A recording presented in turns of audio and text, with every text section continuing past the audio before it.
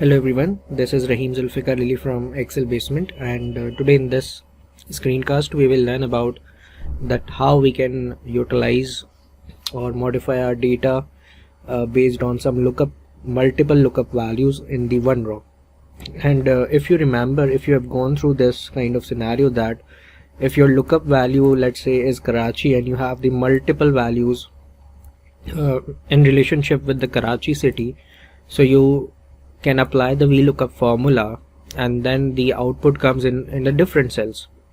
So what we need is we need to have that one lookup value with the multiple outputs in the one row. So this is now very easy. We don't have to use the macros, or we don't have to use the complex formula to get and remember that complexity in our mind. So this is very easy when we got the Power Query now. So let me just share you that example, that how we do in the past days. That I have opened two links, two very famous blogs of the Excel. So, and this says that get multiple lookup values in a single cell. Okay, and if what we need to do is we need to write the VBA, right? And then we need to store this macro in order to run, and you can see the sample data is that we have the country is coming multiple times with different salesperson name, and we need that values in a single cell. So we need to apply this macro, right? And there is one more forum which also gives us the same scenario, that if when the VLOOKUP return multiple values in a single cell, so there is a data and it's returning the product according to the multiple quantities in one cell. So we need to write this kind of a macros and then store it, and we can create our own user defined functions as well. So there is now no need to get all these steps again when we have the modern Excel and we have the Power Query tool. It's very easy. Let me show you how we can do it. I have a data, and there are two cities, which is Karachi and Lahore, and there are multiple areas belonging to that city. First we need to convert this data into table format. So insert, go to insert, click on table, or you can apply the shortcut key, which is Control T, check on my table has headers and press OK. So now your data is converted into the table format. Very quickly we will go to the data tab, and you will find the get and transform group here. I am using Excel 2019. So I will push this data into the Power Query window by clicking on the from table or range. So now the Power Query window editor has been opened, and now what I want is I want to follow some steps to make all the looked up values in the one row. So I will go to the transform tab, and here you will find option or feature you can call group by.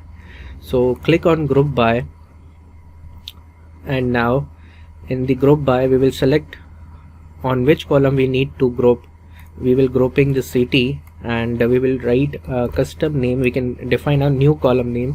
For example, we will write all data, and what the kind of operation we want to do is we want to do the all rows operation here. Okay, press OK, and now the all data column has been now added as a table, and we can expand it.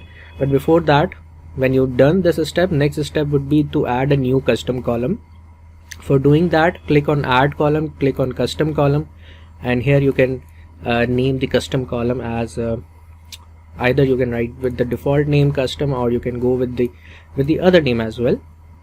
For example, all areas, and here we will select the available columns, that is all data, and one more column we need to write here.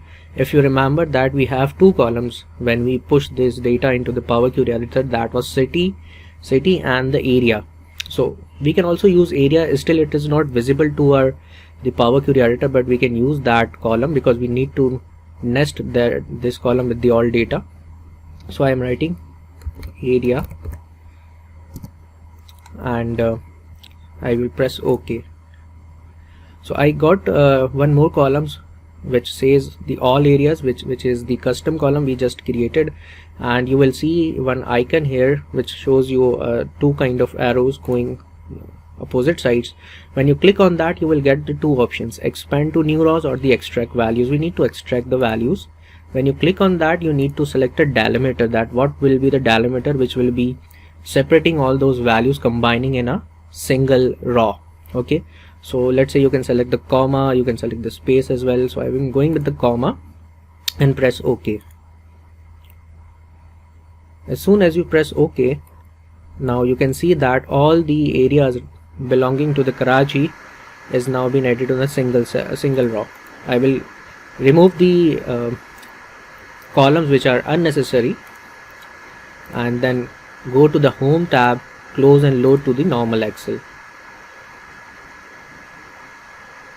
Wow, so great, so easy and fast.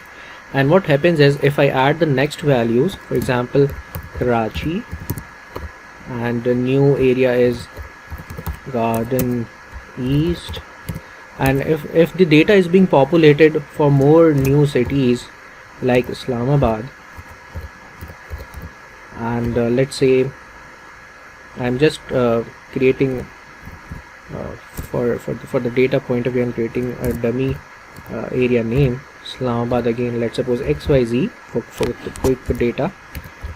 And now I don't need to repeat all those steps in the Power Query. I will just go to this new data which is being populated by the Power Query and go to data and click on refresh. So as soon as you refresh, the new area of the Karachi has been added at the last, and the new city and areas are also added. So there is no VBA required, there is no complex formulas to remember. Now Power Query gives you this power so that you can do your work very easily. So there is one more challenge, is that what if we don't need to duplicates to be added in the single cell. So without having the duplicates, how we will come with the solution? Do let me know in the comments area.